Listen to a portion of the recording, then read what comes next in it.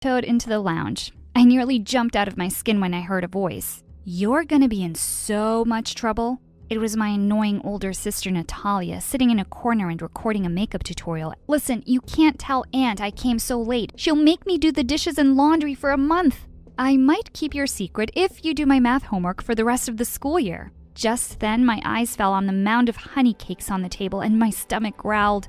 "Don't even think about touching these. Aunt wants to sell them at the farmer's market. We came to live with our miserable Aunt Ursula after our parents passed away in an accident a few years ago, and she treated us like we were her servants. I was really hungry, so I just grabbed one and popped the whole thing into my mouth. Just then, my aunt suddenly showed up and yelled, "That's it! I'm sick of breaking my back looking after you girls. I'm sending you off to foster care." We looked at her in horror. Going to foster care meant we'd be sent off to different families. As Aunt stormed off and we heard her making a call, I got a flying shoe on my head. Ow! Oh, I forgot to tell you about my third sister, Tanya. The sleepyhead had been snoring in front of the fireplace, but she was wide awake now and glaring at me. "This is all your fault, Marina. Go tell her you're sorry. I'm not living away from you guys." Natalia and I ran to hug her, and I promised I'd make everything okay. Just then, we heard loud knocking on the door. Aunt came waddling out to open it, and she let out a loud gasp. Standing in the doorway was a huge man with a beard. His voice boomed in the small room. "Did you really think you could send them off and keep taking the money I give you for their care and I wouldn't even know? Girls, pack your things. You're coming with me." "Hi, my name is Marina, and I'm from Russia." My life turned around when Mom's eccentric brother, who I never even knew existed, took away me and my sisters to live in his old mansion. But it gets even crazier from here. Before I continue, click like and subscribe. The next few weeks living with Uncle Ivan was like a dream. He got all three of us into the best school in town right away. A few days later at dinner, while Natalia and I were busy arguing over something, Tanya suddenly said, Guys, is Uncle Ivan okay?" We looked at him and saw that he sat slumped in his chair. "Oh, no, no, no." Natalia poked him, but there was no response. I bent down to check his pupils, and just then he yelled, "Do svidaniya!" We all screamed and nearly fell back in shock. He glared at us. "Can't a man take a nap in his own house?" Uncle Ivan startled us again by suddenly banging his goblet on the table. "I've just decided something. I want to give you $1 million. For a few seconds, we stared at him with our mouths open, and then we started hugging each other in delight. "To one of you." We froze in our spots. "Wait, what?" "Well, if it's only one of us, of course it should be me. I'm the oldest, and I'm running a business already. You know, my beauty blog."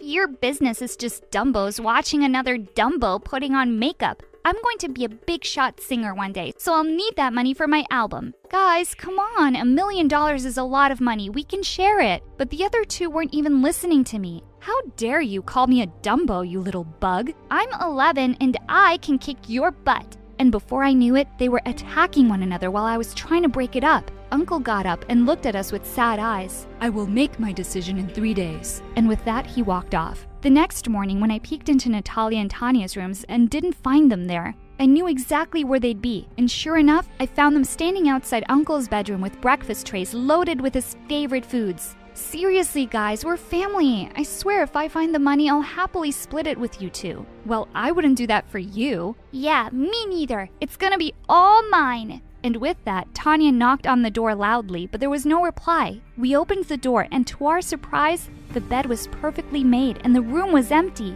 Just then, I caught sight of a note on his pillow and ran forward to pick it up. A fat lady with no eyebrows sitting in a frame, smiling strangely at the world. Everyone knows her name. P.S. I had to go somewhere. What on earth is he talking about? The woman he's describing sounds like Aunt Ursula. I'm not going back to her, not even for $1 million. Later that night, when I was in bed, I was still thinking about the strange poem when I suddenly sat up straight. Of course that's what Uncle meant. I quickly put on my nightgown and rushed downstairs. I crept quietly into Uncle's study and switched on my phone's flashlight. I knew I'd seen it here, the Mona Lisa hanging on the wall. I stared at the painting for a while, wondering what I was supposed to do now. Then I took it off the wall and flipped it over. I gasped. Taped to one corner was a small bronze key. I couldn't wait to tell the others. And then suddenly, I felt a hand around my ankle. Ah! I jumped back in fright and fell on the floor, and then someone popped up from behind the couch. Oh, hi, Marina. I thought it was Natalia bringing me food. Oh my God, how could it possibly be? It was Petrov, the hockey team captain at my old school and my biggest crush. What on earth are you doing here? Just then the door burst open and she walked in with a tray of snacks. She looked shocked to see me, then quickly smiled.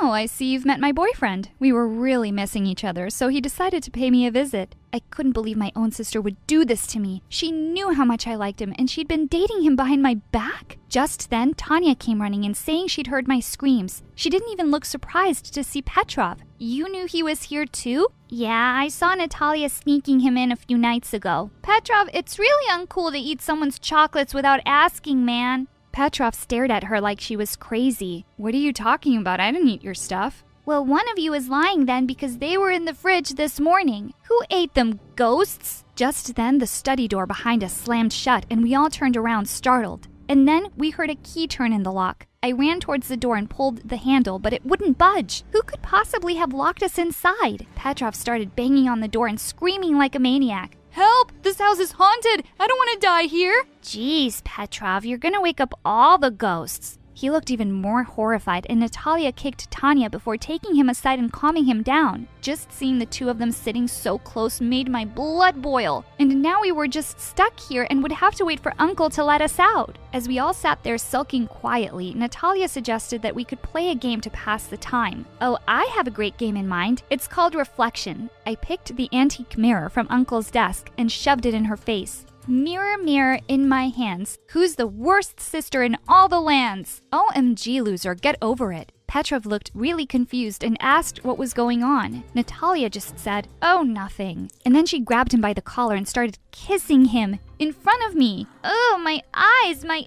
eyes! Tanya ran off to the other end of the room and refused to come back. She snuggled into a big armchair, and after a few minutes we could hear her loud snoring. Natalia opened a packet of crisps for herself and Petrov and glared at me. Don't even think about it. Also, why were you snooping around at night? As if I'd tell you. When Petrov asked us what we were fighting about, Natalia spilled out everything about how Uncle was leaving one of us $1 million. If you're keeping any secrets from me, Marina, I'll find out. Come on, babe, I'm so tired. And with that, she took Petrov's hands and they both snuggled onto the couch. I put my fingers in my ears to stop hearing their kissing and giggling sounds. This was just the worst night ever. Finally, after ages, it seemed like they'd fallen asleep. I was still wide awake and my stomach rumbled loudly. A few minutes later, someone shook me by the shoulder. I turned around to see it was Petrov, and he'd brought me some food. We stayed up for hours talking, and I was having the best time. You know something, Marina? I think you're the smartest, and you'll win the money. His face was really close to mine, and he was leaning in to kiss me. Just then, we heard Natalia stir, and he quickly ran off to her. A little while later, I crawled over to the Mona Lisa painting on the floor and found a key on the back. I clutched it tight and fell asleep. I woke up the next morning, and to my shock, the door was unlocked and wide open. I woke the others up, and everyone was so excited we were free. Just as I was walking out, I heard Natalia say, "Hey, why is this painting on the floor?" "Oh, I saw Marina take it off last night. There was something behind it." And before I knew it, Natalia had jumped across the room and pinned me to the ground. "Tell me what you found, you witch!" I tried to push her off me, but she was crazy strong. As we wrestled on the floor, the key slipped out of my hands and Tanya ran to pick it up. "Both of you, shut up!" As we sat panting and staring daggers at one another, Tanya said that there was something written on the key. Together in Paris. We had no idea what that was about and decided we'd come back from school and figure it out together. I went to Uncle's room and slipped the key into a drawer. During the first recess, I snuck out of the school and went back home as fast as I could. I crept into Uncle's room and headed straight for the drawer, to find it empty.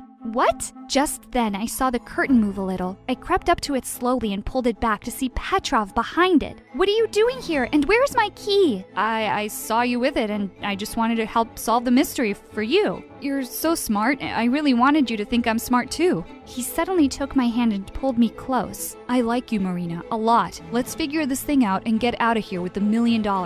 We could go anywhere, just you and me." Just as he was about to pull me in for a kiss, I pushed him away. "Seriously? You were just making out with my sister this morning. You're such a cheater, and I'm no idiot. Give me the key, Petrov, now! Suddenly, Petrov pushed me aside and made a dash towards the door. He bumped into a small table and knocked everything over. I jumped towards him and managed to tackle him to the ground. The small key flew out of his hand and went skidding across the floor and landed at Natalia's feet. She looked livid. Oh, so you were going to just take my money and run off with my sister? He crawled up to her on his knees. Don't be silly, babe. I didn't mean a word of that. I was just doing this for the two of us. You mean the three of us? Tanya and I stared at her in shock, except Petrov, who just looked stupidly confused. It's not some riddle, idiot. I'm pregnant and you're going to be a daddy. He stared up at her in horror for a second, then ran out of the room screaming. We heard the huge main door slam shut. I ran to Natalia and hugged her. I had no idea. Petrov's such a jerk.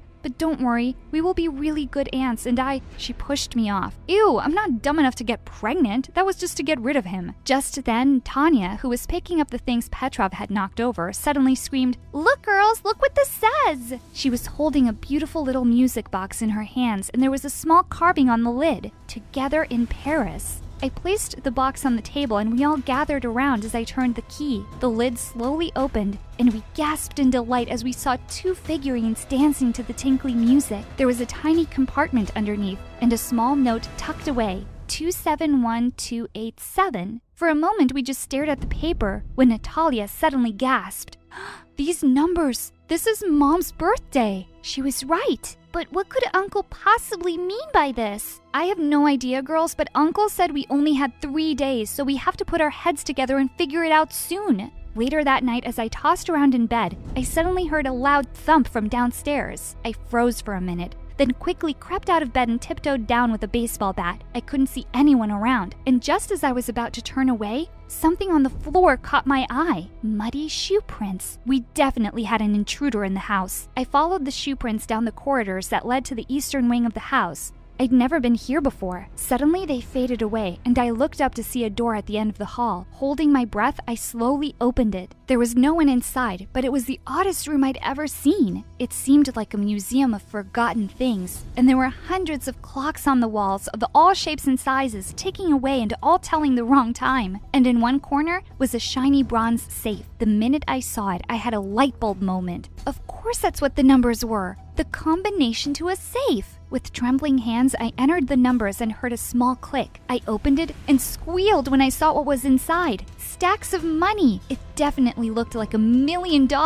Were you going to keep this for yourself? I turned around to see Natalia and Tanya standing behind me. Of course not. How could you even think that? Come, let's split it right now. There's plenty for us all. Just then, the door burst open and we turned around to see Uncle Ivan beaming in the doorway. Uncle, you're back!